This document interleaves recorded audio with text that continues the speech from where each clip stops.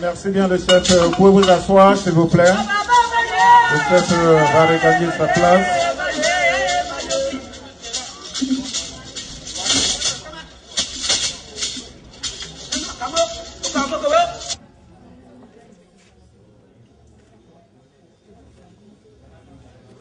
Le groupe Akan est constitué de plusieurs ethnies.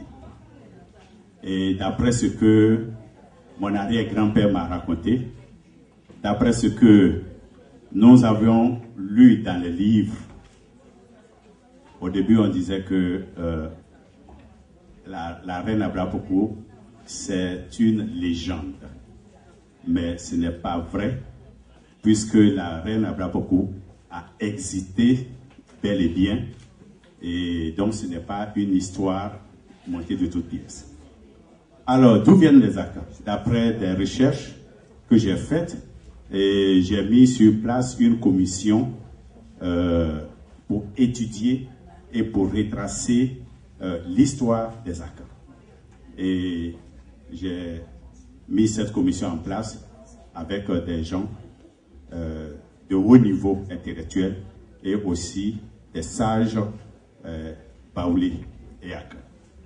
Parce que l'histoire du Baoulé, il y a beaucoup de pièces. Il faut mettre toutes les pièces ensemble pour avoir une histoire correcte.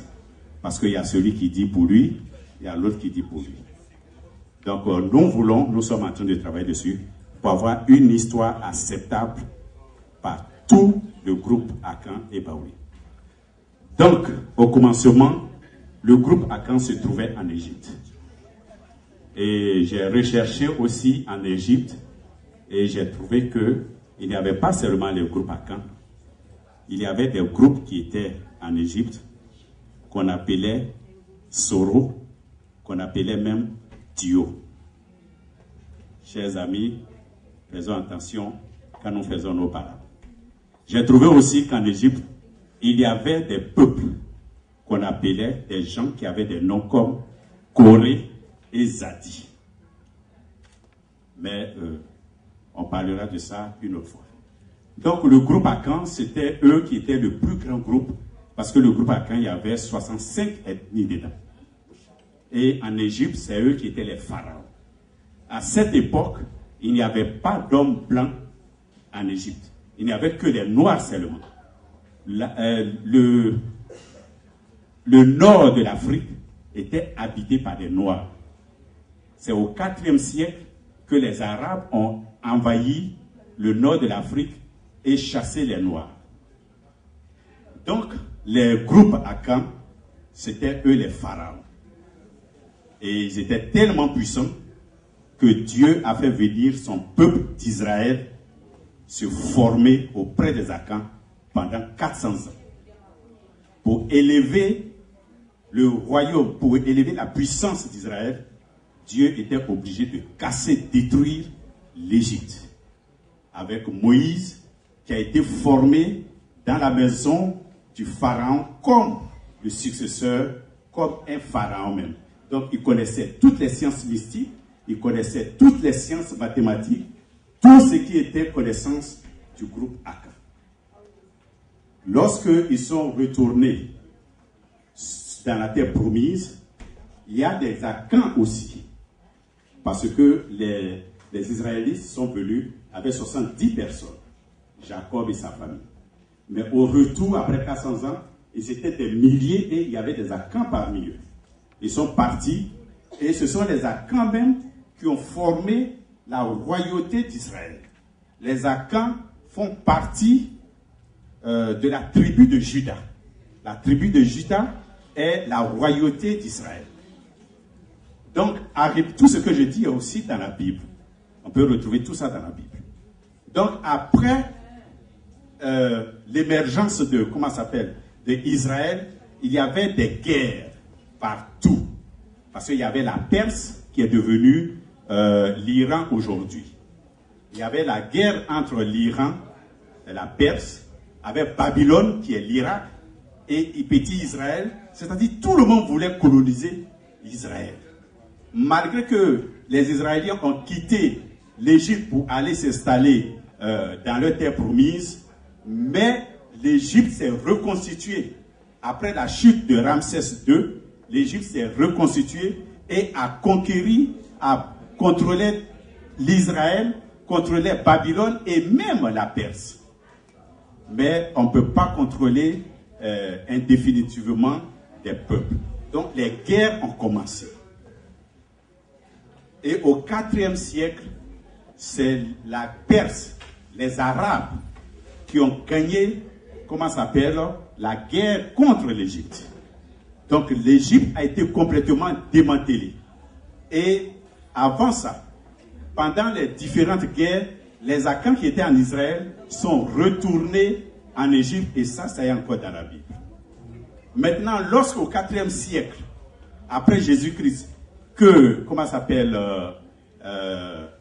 l'Égypte a été complètement démantelée, les Akans ont décidé de quitter définitivement l'Égypte. Et ils ont commencé à traverser ce qu'on appelle à Yuan, c'est-à-dire le désert. Comme ils n'étaient pas habitués à cela, ils se sont fait accompagner par les gens du Niger. Et il y a une alliance entre les Akans, particulièrement les Baoulés, et les gens du Niger. Donc ce sont les gens du Niger qui ont transporté les effets des Akans pour traverser à Yuan, c'est-à-dire le grand sable, le désert, jusqu'à ce qu'ils arrivent en Afrique de l'Ouest.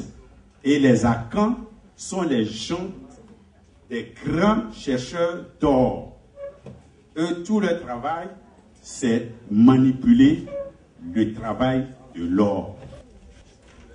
Notre premier magistrat, son Excellence, Monsieur l'ambassadeur, qu'on voudrait bien accueillir, s'il vous plaît, venu spécialement de Washington pour nous soutenir, son Excellence Daouda Diabaté. On va se lever, s'il vous plaît, on va accueillir notre ambassadeur, on va l'ovationner.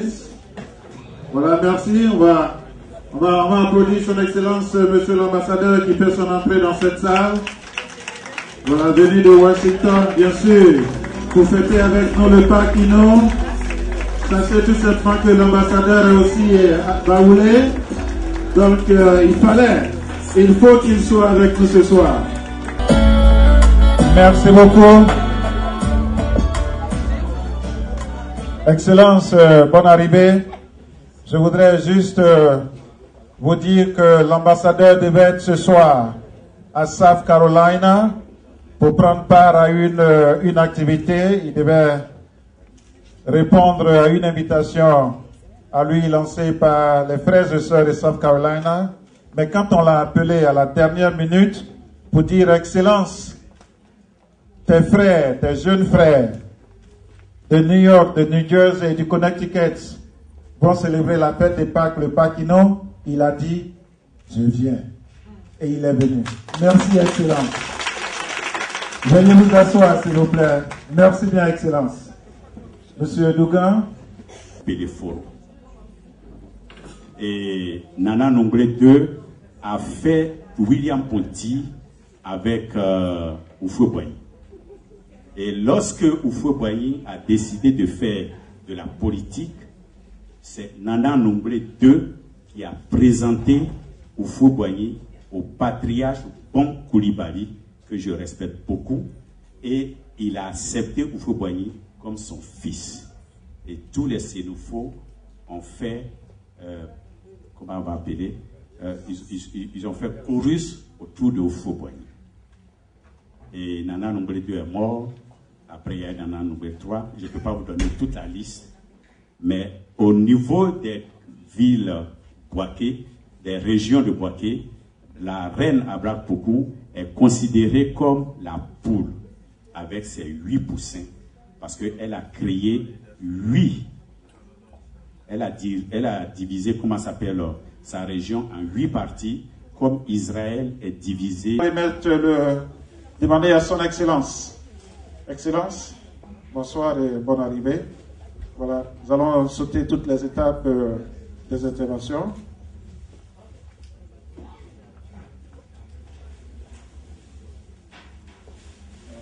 Excellence, c'est la fête de Pâques. Est-ce que nous vous prions, s'il vous plaît, de dire un mot? On applaudit son Excellence très fort, s'il vous plaît.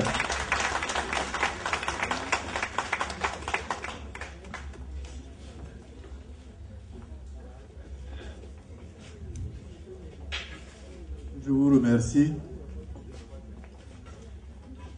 Je voudrais, avant tout propos,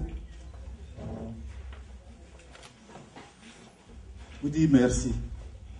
Merci de nous avoir conviés à cette émouvante cérémonie.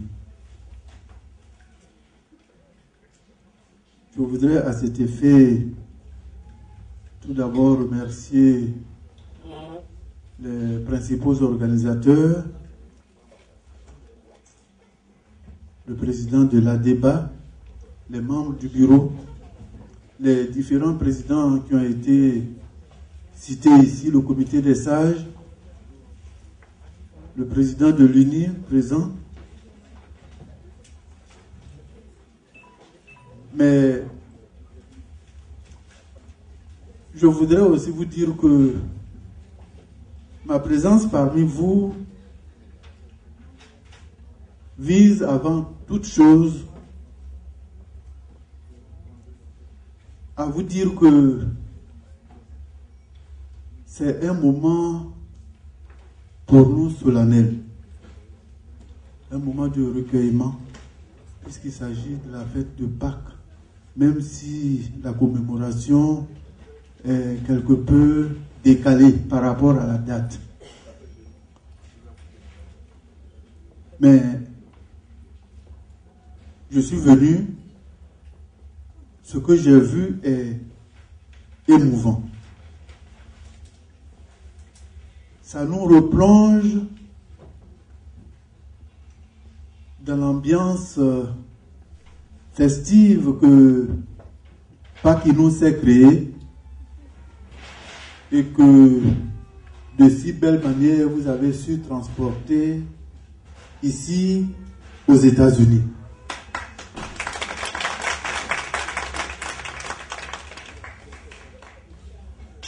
Vous êtes allé au-delà de nos attentes parce que en venant, nous nous sommes dit que nous allons rencontrer nos frères et sœurs du groupe Akan et leurs frères des autres communautés en train, comme cela se fait au pays, de prier, mais aussi de faire valoir ce que vous savez si bien faire. Faire transcender la culture Akan.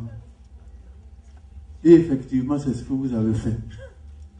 Je voudrais donc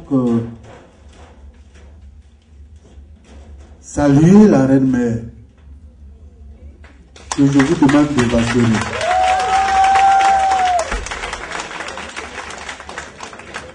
Saluer la Reine Mère parce que la scène que vous avez conçue,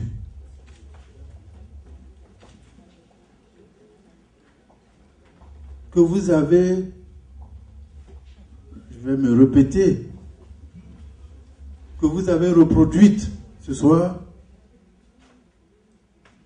j'avoue que elle mérite d'être labellisée.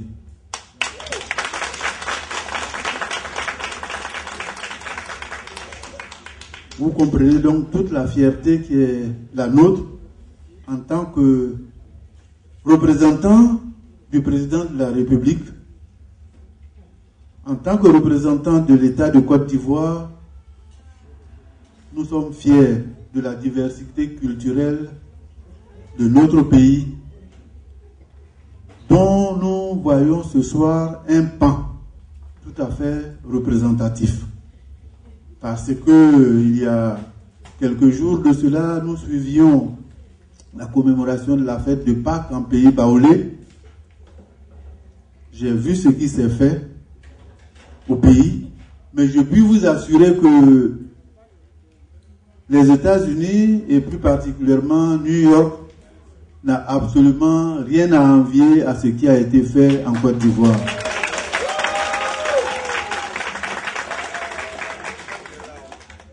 Je voudrais donc vous encourager et vous féliciter. À la clé, il y a eu le récit historique, plein d'enseignements, qui a été fait par l'un des nôtres. Et je voudrais aussi qu'on puisse l'ovationner,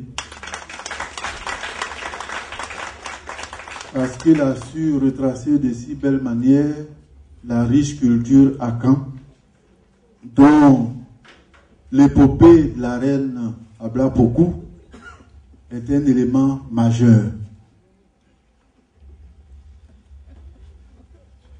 C'est malheureusement ce qui nous manque. Nous perdons au fur et à mesure la culture de nos peuples, alors qu'un peuple sans culture est pratiquement sans racines.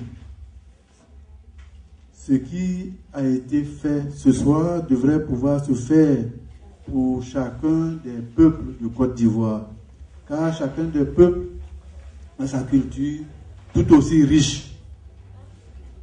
Et il faut des hommes de culture pour pouvoir faire revivre ces cultures, pour permettre à la Côte d'Ivoire, se basant, se référant à sa culture, d'aller de l'avant. Voilà le petit message que je tenais à vous livrer. Mais je ne saurais conclure sans revenir sur un élément essentiel. C'est celui de la paix, de la réconciliation, de la fraternité.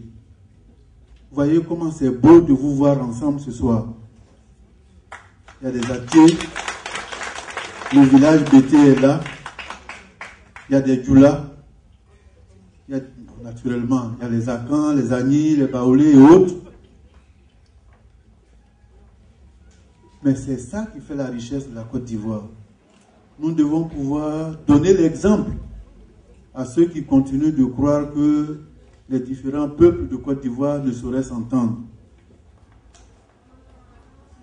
Nous sommes tous les fils et les filles du même pays. Nous devons pouvoir transcender ce qui hier nous a divisés pour cultiver et renforcer ce qui nous unit, à savoir notre fraternité. Unis, nous serons toujours forts, mais divisés, nous ne pouvons qu'être faibles. Or, nous avons la chance et l'opportunité d'avoir un pays qui a tout pour aller de l'avant. Et aujourd'hui, avec le leadership du président Alain Guessan, puisque c'est le cas de le dire,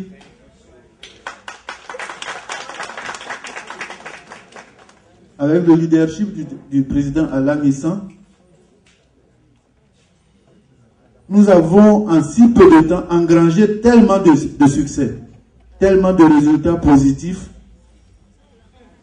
que nous sommes convaincus que l'émergence en 2020 est à notre portée. Je voudrais donc vous demander de taire vos rancunes, les querelles, de cultiver la fraternité, l'amour, la cohésion,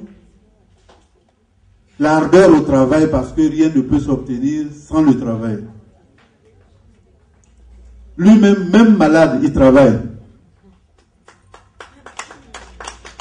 Si nous travaillons, nous ferons de la Côte d'Ivoire un pays moderne et un pays modèle. Nous en avons la capacité. Nous avons cette chance inouïe d'avoir un pays béni. Nous pouvons faire de la Côte d'Ivoire à nouveau un paradis.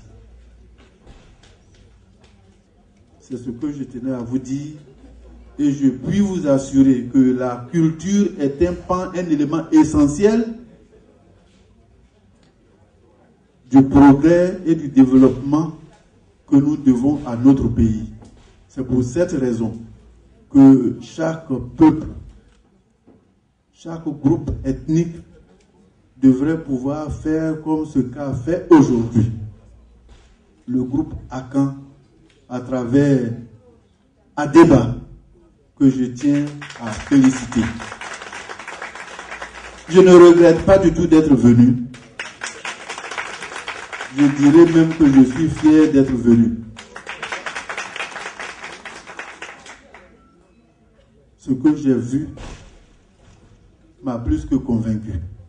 Je disais au président que nous devrons faire en sorte que ce que nous avons vu ici soit vu par le peuple de Côte d'Ivoire. En d'autres termes, nous devons faire en sorte que ça puisse passer sur la RTI.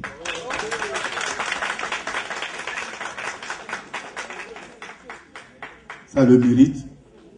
Vous avez fait des efforts et vos efforts méritent d'être vus par le peuple de Côte d'Ivoire.